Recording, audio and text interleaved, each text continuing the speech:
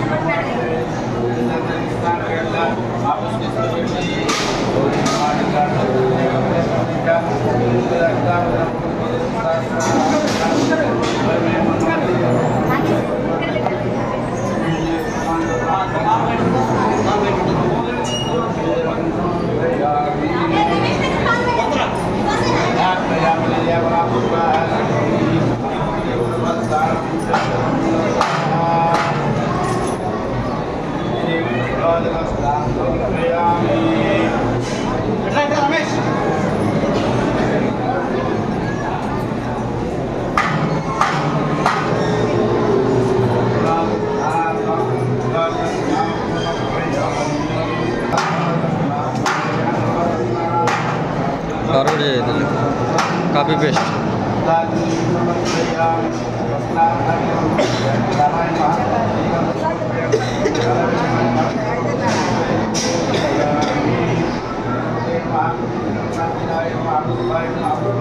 తీసేది కూడా ఎందుకు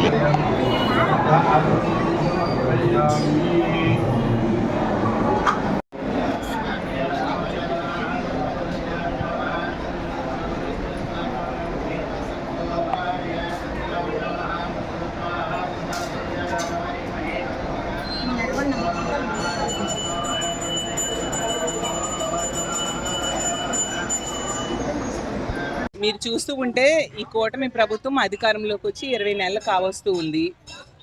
ఇచ్చిన ఏ ఒక్క హామీ కూడా వీళ్ళు అమలు చేయలేదు. అలాగే పోలీసుల్ని ఎంతసేపు రెడ్ బుక్ రాజ్యాంగం అమలు మీద దృష్టి పెట్టేట్టుగా చేస్తున్నారు తప్ప ఎక్కడ కూడా అంబేద్కర్ రాజ్యాంగం ఈ రాష్ట్రంలో అమలు కావట్లేదు. పాలనలో పూర్తిగా వైఫల్యం చెందారు. దాంతో ప్రజల్లో తీవ్రమైన వ్యతిరేకత వస్తూ ఉంది. అలాంటి వ్యతిరేకత వచ్చినప్పుడు అంతా కూడా వీళ్ళు డైవర్షన్ పాలిటిక్స్ చేస్తూ ఉంటారు. అందులో భాగంగా కులం తీసుకొస్తారు, మతం తీసుకొస్తారు, అన్ని రకాలుగా వాళ్ళ వైఫల్యాలను కప్పిపుచ్చుకోవడానికి డైవర్ట్ చేస్తూ ఉండే పరిస్థితి మనం చూస్తూ ఉన్నాం. అందులో భాగంగా తిరుపతి లడ్డు విషయాన్ని వీళ్ళు తీసుకొచ్చారు. ఎందుకంటే వీళ్ళ మీద ప్రజల్లో వచ్చిన వ్యతిరేకతని తగ్గించుకోవడం కోసం, డైవర్ట్ చేయడం కోసం ఈ విధంగా చేశారు. ఆ తిరుపతి లడ్డు విషయం అయితే ఆ రోజు శాంపిల్స్ తీసుకున్నది 2024 జూలైలో. అప్పుడున్నది ముఖ్యమంత్రిగా చంద్రబాబు నాయుడు గారు. అసలు సుప్రీంకోర్టు వేసిన సిబిఐ దర్యాప్తు నివేదికలో అసలు జంతు కొవ్వు లేదు అనేసి స్పష్టంగా చెప్పడం జరిగింది. అయినా కూడా పదే పదే పాత గవర్నమెంట్ని, మా జగన్మోహన్ రెడ్డి గారిని బ్యాడ్ చేయడం కోసం వీళ్ళు ప్రయత్నిస్తూ ఫ్లెక్సీలు వేశారు. ఆ ఫ్లెక్సీలు తప్పుడు ఫ్లెక్సీలు వేసి ప్రజల్ని తప్పుదోవ పట్టిస్తున్నారు, వాటిని తొలగించండి అని రాంబాబు గారు చెప్తే అతని మీద తెలుగుదేశం పార్టీ నాయకులు మాటల్లో లేని మాటలు ఉపయోగించి దాడి చేయడం జరిగింది. అతను ఫ్రస్ట్రేషన్లో కొన్ని తప్పుడు మాటలు మాట్లాడి వెంటనే రియలైజ్ అయ్యి పోందాగా ఆ మాటలు నేను వెనక్కి తీసుకుంటున్నాను అని రాంబాబు గారు చెప్పారు. అది అక్కడ జరిగింది. అయినా కూడా తెలుగుదేశం పార్టీకి చెందిన ఎమ్మెల్యే అయిన మాధవి గారు, ఆమె భర్త ఇంటికి వెళ్ళి ఇంట్లో మహిళలు ఉన్నారు, చిన్నపిల్లలు ఉన్నారని కూడా చూడకుండా ఇంటి మీద దాడి చేయడమే కాకుండా పెట్రోల్ బాంబులేసి ఇల్లుని ఆఫీస్ని కాల్చేద్దామని ప్రయత్నించారు. అంటే ఎంత నిరంకుశ పాలన ఈ రాష్ట్రంలో సాగుతుందో మనం అర్థం చేసుకోవచ్చు. రాంబాబు గారు ఆ మాటలు వెనక్కి తీసుకున్నా కూడా అతన్ని అరెస్ట్ చేసి ఇంకా జైల్లోనే ఉంచారు. కానీ ఇంటి మీద పెట్రోల్ బాంబులు వేయడమే కాకుండా కార్లు తగలబెట్టేశారు, కొట్టేసి ఇష్టం వచ్చినట్టుగా విధ్వంసం సృష్టించిన ఎమ్మెల్యేకి కానీ ఆమె భర్తకి కానీ కేవలం స్టేషన్ బెయిల్ ఇచ్చి వదిలేసిన పరిస్థితి చూసాము. అలాగే రాంబాబు గారు ఆ వ్యాఖ్యలు అనడానికి కారణమైన మహిళలు అవ్వచ్చు, అలాగే అక్కడున్న తెలుగుదేశం పార్టీ కార్యకర్తలు కావచ్చు, వాళ్ళు ఎవరిని కూడా అరెస్ట్ చేయలేదు.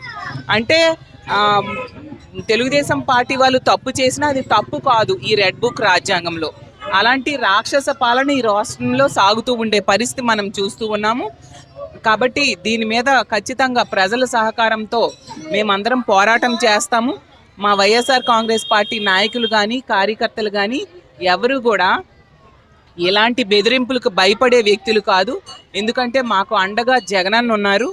జగనన్న ఉన్నారన్న ధైర్యంతో ప్రతి ఒక్కరం కూడా ప్రజల కోసం, ప్రజా సమస్యల మీద పోరాటం చేస్తాము, ప్రభుత్వాన్ని ప్రశ్నిస్తూనే ఉంటాము.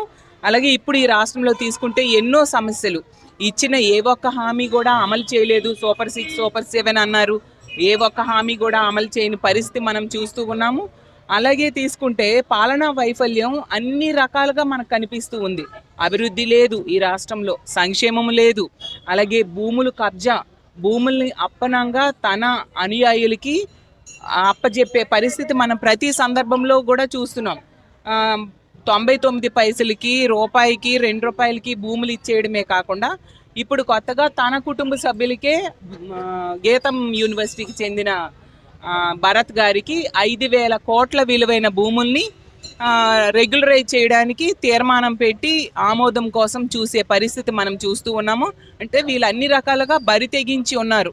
ఎంతసేపు కూడా భూములు కబ్జా చేద్దాము, తన అనుయాయులకి పెట్టుకుందాము, అలాగే తీసుకుంటే పాలన చేయాల్సిన అవసరం లేదు అన్న టైపుగా రెడ్ బుక్ రాజ్యాంగం అమలు చేసి ప్రశ్నించే వాళ్ళందరూ గొంతు నొక్కుదాము, అక్రమ కేసులు పెడదాము, అలాగే ఇలాంటి దాడులు చేద్దాము అన్న విధంగా వెళ్తూ ఉండే పరిస్థితి.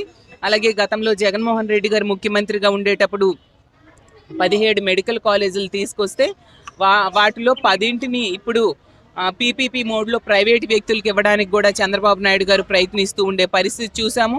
అలాగే విశాఖపట్నంలో ఆ స్టీల్ ప్లాంట్ని ప్రైవేటైజేషన్కి కేంద్రము అడుగులు వేస్తూ ఉంటే ఆ విషయంలో ఎటువంటి చర్యలు తీసుకోవట్లేదు. వీళ్ళు కేంద్రంతో ఎలియన్స్లో ఉన్నారు. వీళ్ళు కనుక మద్దతు ఉపసంహరిస్తే కేంద్ర ప్రభుత్వమే కూలిపోయే పరిస్థితి. వీళ్ళు ఏం చెప్తే వాళ్ళు వినాలి, కానీ వీళ్ళు ఆ అవకాశాన్ని ఉపయోగించుకోకుండా స్టీల్ ప్లాంట్ ప్రైవేటైజేషన్ వైపు కేంద్రం అడుగులు వేస్తున్నా నిమ్మకు నీరెత్తినట్టుగా ఈరోజు ఉండే పరిస్థితి మనం చూస్తూ ఉన్నాము. అలాగే ఈ రాష్ట్రానికి ప్రత్యేక హోదా కూడా కేంద్ర ప్రభుత్వం ఇవ్వట్లేదు. అలాగే పోలవరం విషయంలో కూడా వీళ్ళు ఈ కూటమి ప్రభుత్వం ఎంత నిర్లక్ష్యంగా ఉందో మనం చూస్తూ ఉన్నాము. అన్ని రకాలుగా పాలనని గాలికి వదిలేశారు. అలాగే ప్రజల రక్షణ, మహిళల రక్షణ ఈరోజు వీళ్ళు అస్సలు పట్టించుకోని పరిస్థితి. అందువల్లనే మొన్ననే కేంద్ర హోంశాఖ నివేదికలో మన రాష్ట్రం 28 రాష్ట్రాలు, అలాగే 8 కేంద్ర పాలిత ప్రాంతాలు అన్నింటినీ కలుపుకుంటే 36 ఉంటే అందులో 36వ స్థానంలో పోలీసుల పనితీరు ఉందన్నమాట. అంటే ఎంత దారుణంగా వాళ్ళకి పని చేసుకోనివ్వకుండా చట్టాలు అమలు ఈ రాష్ట్రంలో సరిగ్గా చేయకపోవడం వల్ల అలాంటి దుస్థితి వచ్చింది. అంత అట్టడుగు స్థాయికి 36వ స్థానానికి మన రాష్ట్రం దిగజారిపోయింది. అలాగే ఎమర్జెన్సీ కాల్ సెంటర్కి కాల్ చేస్తే రెస్పాండ్ అయ్యేది 26 నిమిషాలు తీసుకుంటుందంట. అమిత్ షా గారు చంద్రబాబు నాయుడు గారికి లేఖ రాశారు, ఇలా అయితే ఎలా, ప్రజల రక్షణ ఇలా గాలికి వదిలేస్తే ఎలా అనేసి. అలాంటి దారుణమైన పరిస్థితులు ఉన్నాయి. ఎందుకు చంద్రబాబు నాయుడు గారు సొంత సర్వేలో కూడా ప్రజలు పోలీస్ వ్యవస్థని డీఫంక్షనింగ్ అని చెప్పడం జరిగింది. అంటే పని చేయట్లేదు మీ పోలీసులు అనేసి. అంటే అంత పాలనా వైఫల్యము, ప్రజల రక్షణ వదిలేయడం, గాలికి వదిలేసిన పరిస్థితి మనం చూస్తూ ఉన్నాము. వీటన్నిటి మీద కూడా ప్రజల్లో తీవ్రమైన వ్యతిరేకత ఉంది. అసలు కూటమికి ఓట్లేసిన మహిళలు కానీ, రైతులు కానీ, నిరుద్యోగులు కానీ, ఉద్యోగులు కానీ ఈరోజు చాలా బాధపడుతూ ఉన్నారు.